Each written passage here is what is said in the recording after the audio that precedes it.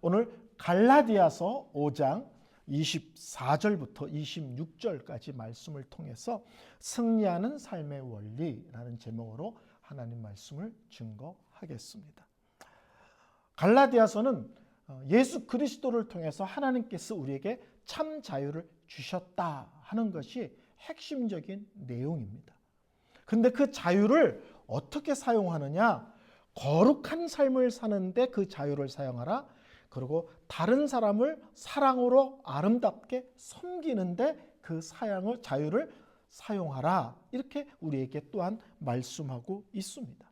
그러면서 계속 그 참된 자유 안에 아름답게 우리가 머물려면 어떻게 해야 되느냐? 성령 안에서 행하라. 쉽게 말씀드리면 성령 안에서 날마다 살아가라.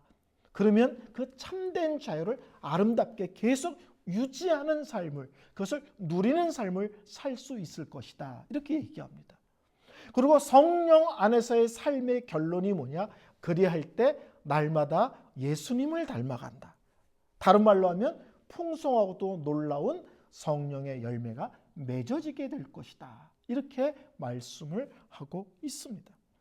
오늘 본문은 조금 각도를 좀 반대로 돌리는 겁니다. 성령 안에서 살아가면 성령의 열매가 맺혀, 이런 식의 것이 아니라 너희들이 다시 죄의 노예가 되지 않으려면, 다시 예수 믿기 전에 죄악된 습성대로 살지 않으려면 이런 원리로 살아가야 된다. 그래야 너희들이 영적으로 승리하는 삶을 살 수 있다. 이렇게 말씀하는 관점입니다. 첫째, 우리가 다시 그 죄악된 삶으로 돌아가면서 살지 않고 거기에 매이지 않으려면 5장 25절 말씀입니다. 만일 우리가 성령으로 살면 또한 성령으로 행할지니 날마다 성령의 인도하심을 받으며 살아라 하는 것입니다. 성령 안에서 새 삶을 얻었으면 이제부터는 성령의 인도하심 속에서 살아라. 성령께서 나에게 찾아오셔서 믿음을 주고 구원의 새로운 역사를 성령께서 우리 안에 허락하셨다면 이제부터는 성령 안에서 성령의 인도하심 속에서 살아가는 것이 가장 아름답고 복된 인생이다. 이렇게 말씀을 하고 있는 것입니다.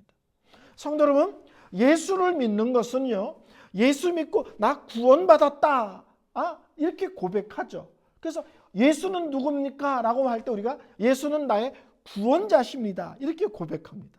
근데 예수를 믿을 때 예수님은 나의 구원자만 되시는 게 아니에요.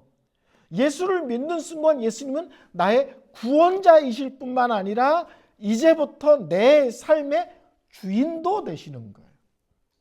근데 많은 사람들이 예수님은 나의 구원자십니다. 예수를 통해 내 죄가 해결됐습니다. 예수님을 통해서 내가 하나님의 자녀가 됐습니다. 예수를 통해서 내가 천국 가게 됐습니다. 라는 것은 아주 기쁨으로 고백하는데 예수를 믿는 순간부터 이제 내 인생의 주인은 내가 아니라 예수님입니다. 이거는 잘 고백하는 것을 기뻐하지 않아요. 원치 않아요. 아주 불편하게 생각합니다.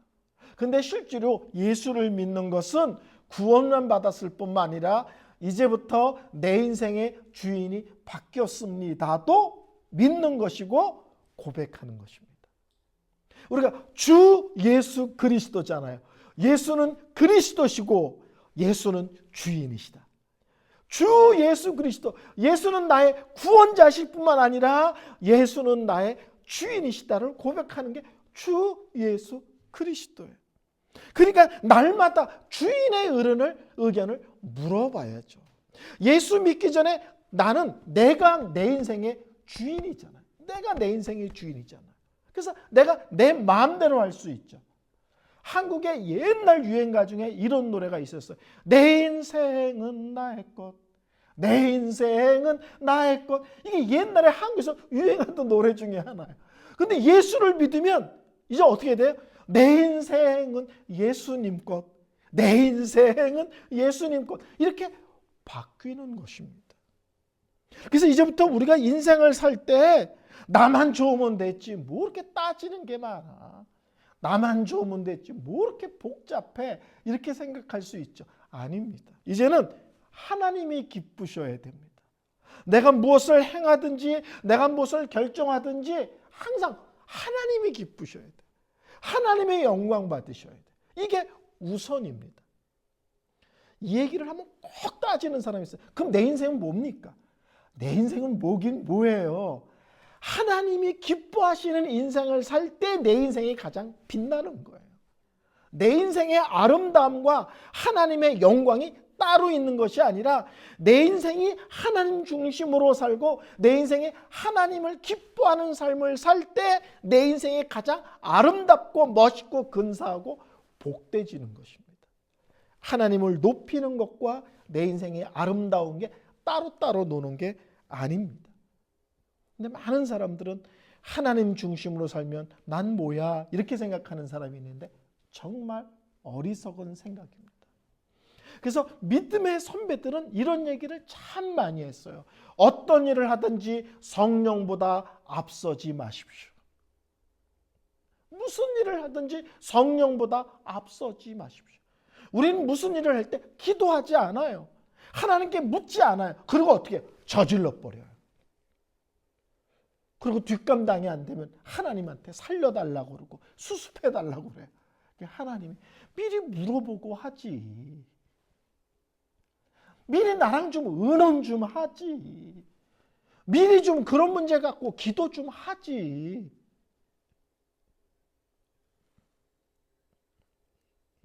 성경에서 우리 하나님을 설명할 때 아주 많이 나오는 게 앞서 인도하시는 하나님이 있어요. 우리의 생각보다 우리의 계획보다 하나님은 더 앞을 보시잖아요. 더 좋은 게 뭔지, 더 유익한 게 뭔지.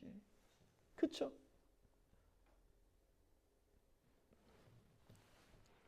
아브라함이 자기 아들 이삭의 며느리감을 구하기 위해서 자기 집에 있는 늙은 종을 고향으로 보냅니다.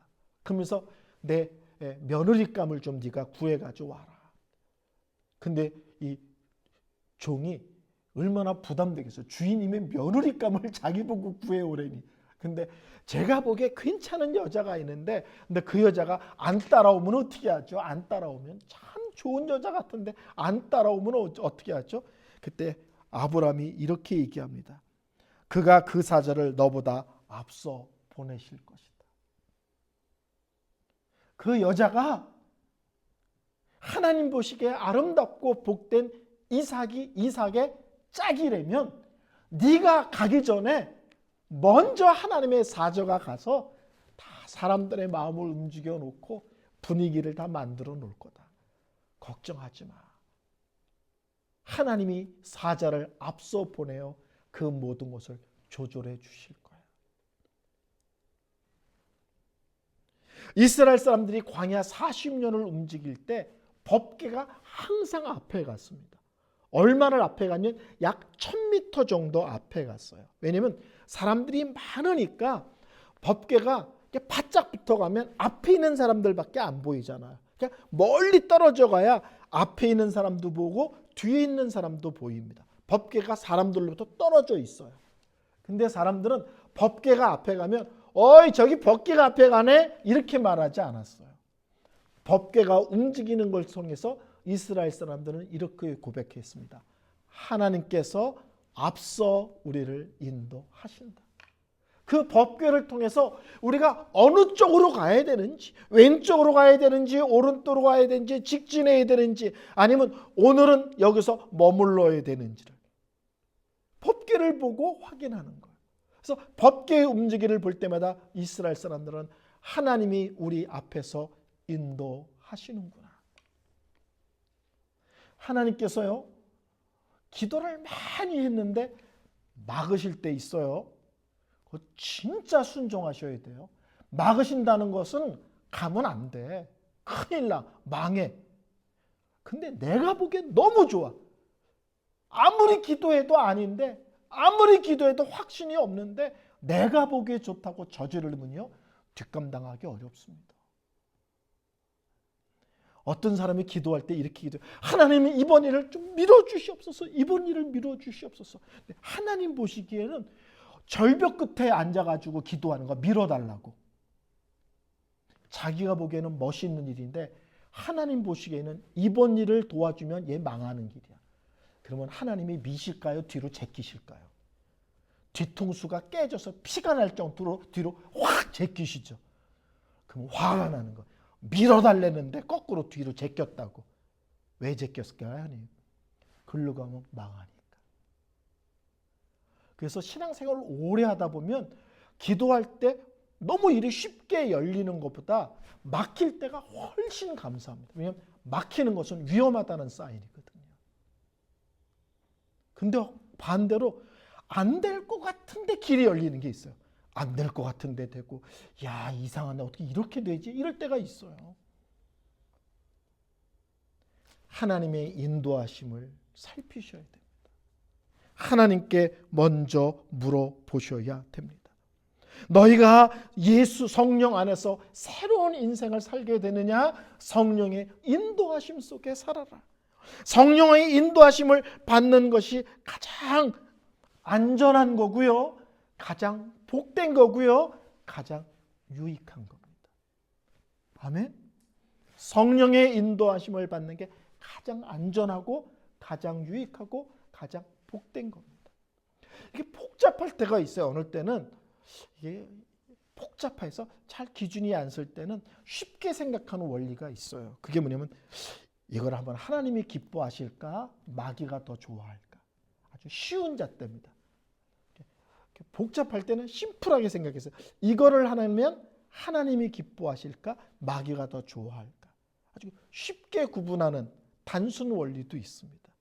어떤 일이 있을 때 아주 간단한 원리라도 적용해보고 앞뒤 좌우를 살피며 믿음의 길을 걸어가시기를 바랍니다. 너희가 죄악된 모습으로 돌아가지 않으려면 날마다 성령의 인도하심 속에 살아라 입니다. 두 번째는 십자가에 못 박아라 라는 겁니다. 24절입니다. 그리스도 예수의 사람들은 육체와 함께 그 정욕과 탐심을 십자가에 못 박았느니라. 성경에서 십자가에 못 박았다 라는 말을 쓸 때 나를 십자가에 못 박았다라고 말할 때 두 가지 의미로 씁니다. 하나는 갈라디아서 2장 20절입니다. 여러분 갈라디아 2장 20절 우리 다 아시죠? 외우시는 분들도 많을 거예요. 내가 그리스도와 함께 십자가에 못 박혔나니 그런즉 이제는 내가 산 것이 아니요 오직 내 안에 그리스도께서 하신 것이라. 이제 내가 육체 가운데 사는 것은 나를 사랑하사 나를 위하여 자기 자신을 버리신 하나님의 아들을 믿는 믿음 안에서 사는 것이라. 여기서 내가 그리스도와 함께 십자가에 못 박혔나니 갈라디아서 2장 20절 말씀은 뭘 말하냐면 예수님께서 2000년 전에 십자가에 달려 돌아가셨습니다. 이 기독교의 원리 중에 하나가 연합이라는 단어가 있어요. 연합. 그러니까 예수 그리스도와 내가 하나 됐다라는 말이에요. 그래서 예수를 믿으면 하나님은 나를 어떻게 계산하냐면 내가 오늘 예수를 믿었는데 하나님은 내가 예수와 연합되었다, 하나 됐다라고 보시기 때문에 2000년 전에 예수께서 십자가에 달려 돌아가실 때 나도 거기서 죄와 함께 죽은 걸로 보는 거예요. 예수께서 부활하셨죠. 예수와 함께 연합됐기 때문에 나도 살아난 걸로 보는 거예요. 갈라디아서 2장 20절에 내가 그리스도와 함께 십자가에 못 박혔나니 라는 것은 나는 예수와 함께 죽고 예수와 함께 새롭게 살아났습니다. 이제 나는 하나님 안에서 새로운 피조물입니다. 새 생명입니다를 고백하는 거예요. 하나님이 예수를 믿으면 나를 그렇게 계산하시는 거예요. 예수 죽을 때 나도 죄와 함께 죽고 예수가 다시 부활할 때 예수 안에서 나도 새로운 피조물로 새 생명으로 살아난 걸로 하나님이 우리를 계산해 주시는 거예요. 근데 오늘 5장 24절에 그리스도 예수의 사람들은 육체와 함께 그 정과 탐심을 십자가에 못 박았느니라 라는 말의 핵심은 뭐냐면 우리가요. 우리가 죄악된 본성을 십자가에 못 박았다는 뜻이에요. 참 어렵죠. 이런 얘기예요. 신앙생활을 하면 어느 때 우리가 유혹을 받을 때가 있어요. 내 생각이 죄악된 것에 자꾸 사로잡히거나 끌려갈 때가 있어요. 그런 유혹이 있고 내가 죄악에 사로잡히고 그럴 때가 있다는 거예요. 그럴 때마다 그런 것들을 그냥 갖고 있지 말고 얼른 십자가 앞으로 가져와라, 이런 뜻입니다. 아주 쉽게 말하면 이런 뜻이에요. 내가 물에 빠졌는데 5대 독자인 친구가 나를 살리고 자기가 죽었어요. 5대 독자인데 나를 살리고 걔가 죽었어. 근데 인생을 살다 보니까 내가 막 게을러져. 어느 때 막 적당히 살아. 막 공부도 안 해. 그런 문제가 생길 때마다 친구의 무덤에 가서, 친구야, 네가 나를 위해서 죽어줬는데 미안하다. 내가 정신 차릴게. 내가 막 살지 않을게. 내가 이를 악물고 네 죽음이 부끄럽지 않게 최선의 삶을 살아낼게. 이런 의미예요. 이해가 되시겠죠? 내가 죄의 유혹을 받을 때마다, 그 죄가 나를 사로잡을 때마다 나를 그냥 방치해 놓지 말고 예수님 앞으로 나와라. 예수님의 고난을 생각하라. 예수의 십자가를 생각하라. 예수의 죽음을 생각하라. 하나님 아들이 이 세상에 왜 오셨는지,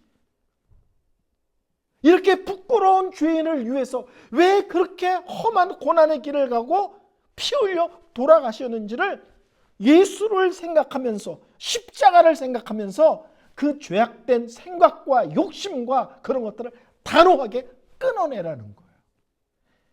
그런 것들을 뭐 이번에는 그럴 수도 있지. 뭐 사람은 다 죄 짓고 사는 거지. 아무도 안 보는데 뭘. 아무도 모르는데. 이렇게 자기 자신을 이렇게 방치하듯이 영적인 상태가 부끄럽고 추하고 더러운 모습을 띠는데도 괜찮다고 내버려 두지 말고, 그런 생각이 들 때마다 예수 앞으로 나오라. 십자가 앞으로 들고 나오라. 예수의 고난과 십자가를 생각하면서 내가 이 땅에서 구원받은 하나님의 백성으로 어떻게 살아야 될지 다시 마음을 고쳐잡고 다시 회개하고 다시 이를 악무는 싸움을 싸우려는 거예요. 그래서 예수를 믿는 것은요, 그런 의미에서 비장함이라는 요소가 있습니다.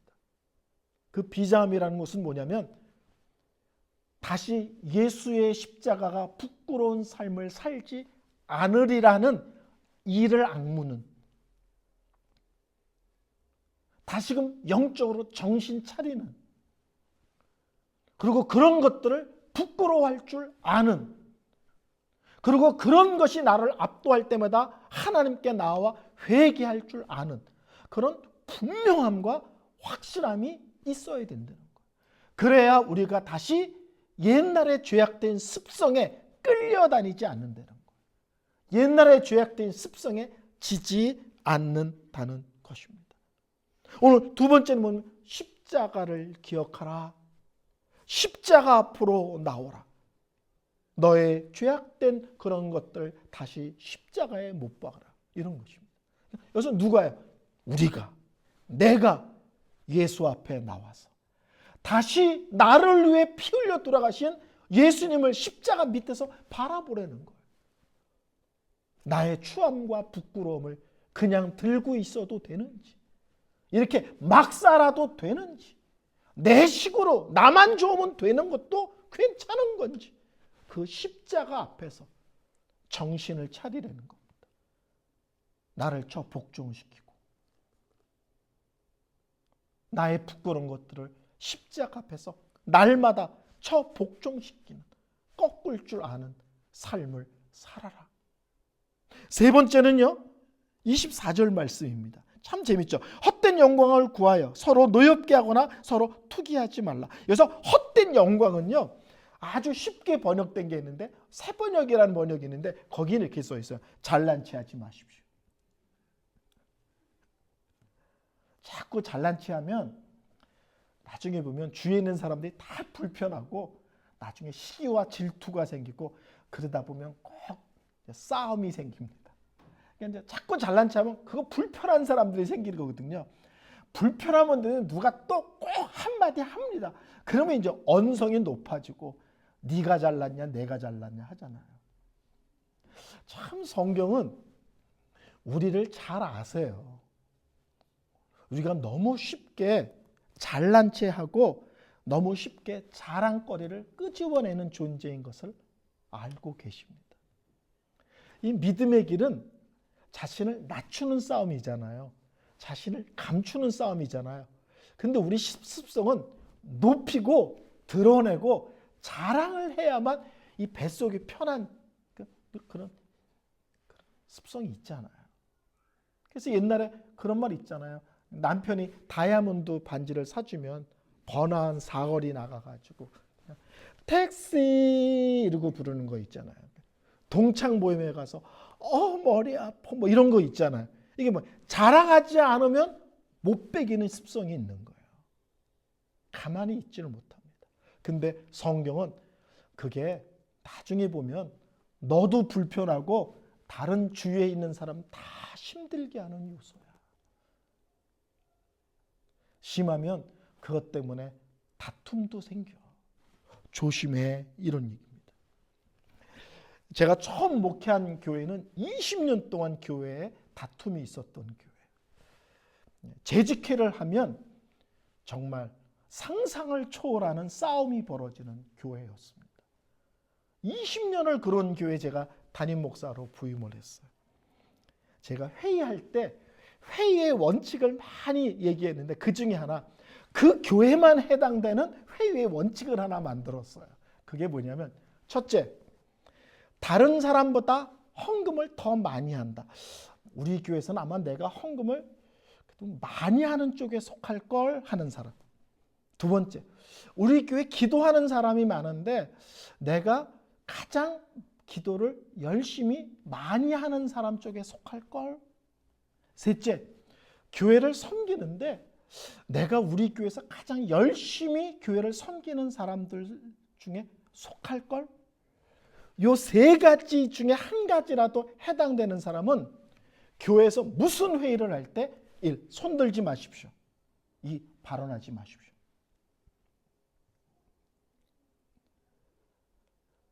우리 교회에서 내가 가장 헌금 많이 할 걸. 두 번째, 우리 교회에서 내가 가장 기도를 많이 하는 사람일 걸. 세 번째, 내가 우리 교회에서 봉사를 가장 많이 하는 사람일 걸. 요 세 가지에 해당된다고 스스로 생각하는 사람은 회의 때 손 들고 얘기하지 마십시오. 어떤 일이 벌어지는 줄 아세요? 첫째, 자기네들이 보기에 이 교회에서 가장 열심히인 사람들이 아무 말도 안 하잖아요. 그러면 일반 성도들이 어떻게 생각해요? 심각한 문제가 아닌가 보다 그래요. 누가 그거를 막 바람을 놓아야 막 문제가 커지잖아요. 근데 교회에서 가장 열심히인 사람이 그거를 말을 안 하니까 사람들이 심각한 문제가 아닌가 보다.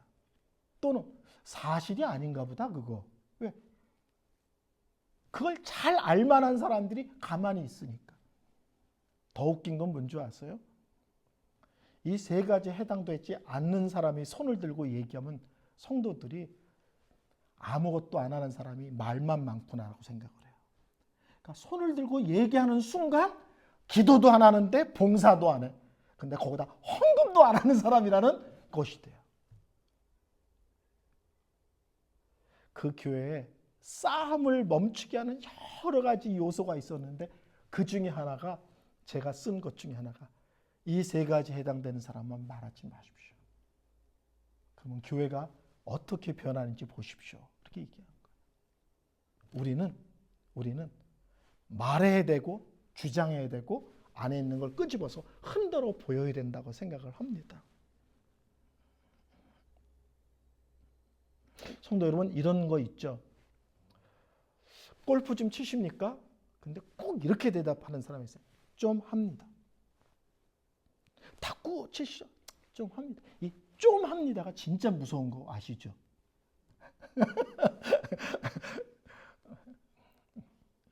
제가 요새 탁구란데 바둑의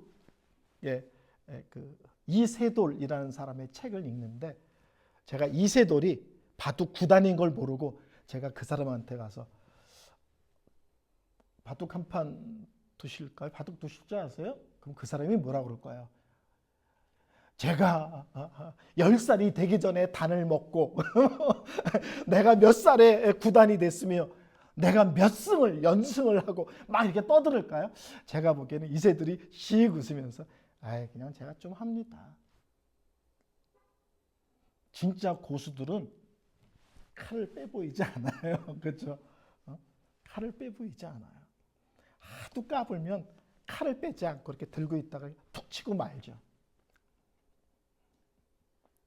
오늘 성경은 놀랍게도 우리가 제약된 성품으로 돌아가는데 문제가 되는 것 중에 하나가, 자기가 잘난 체하거나 자랑이 많으면 자기도 걸려 넘어지고 다른 사람도 걸려 넘어지는 위험이 있다, 이렇게 말씀하고 있습니다. 오늘 설교를 결론 짓겠습니다. 이 갈라디아서는 하나님께서 우리에게 귀한 자유를 주셨는데 이 자유를 어떻게 잘 감당하고 살아야 되는지에 대한 얘기도 길게 하고 있습니다. 그 중에 하나가 성령 안에서 살라는 거고, 죄악된 성품의 나를 방치하지 않기 위해서는 성령 안에서 살아라, 십자가 앞에 가서 나를 점검하고 돌아보며 나를 복종시켜라, 잘난 체하거나 자기 자랑을 삼고하라. 아주 너무 구체적이고 분명한 이야기를 우리에게 해주고 있습니다. 이번 한 주 우리가 이 세 가지 원리를 한번 마음에 새겨봤으면 좋겠어요. 성령 안에서 사는 것, 십자가 밑에서 나를 한번 돌아보는 것, 내 안에 반복되는 자랑을 내려놓고 그런 것들을 감출 줄 아는, 그리고 좀 합니다, 이 정도로 끝내는 그런 모습의 우리가 되기를 소원합니다.